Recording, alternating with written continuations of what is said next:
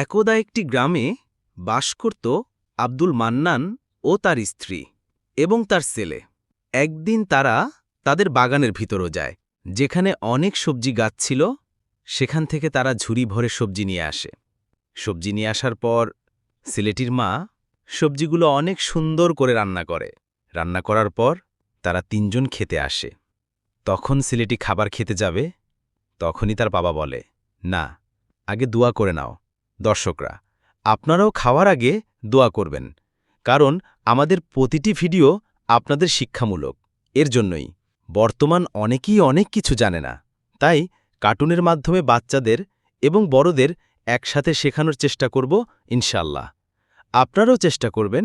Please একটু কষ্ট করে সাবস্ক্রাইব, লাইক করবেন, কমেন্টে আপনার মতামত জানাবেন। চলুন দোয়াটি পড়ি।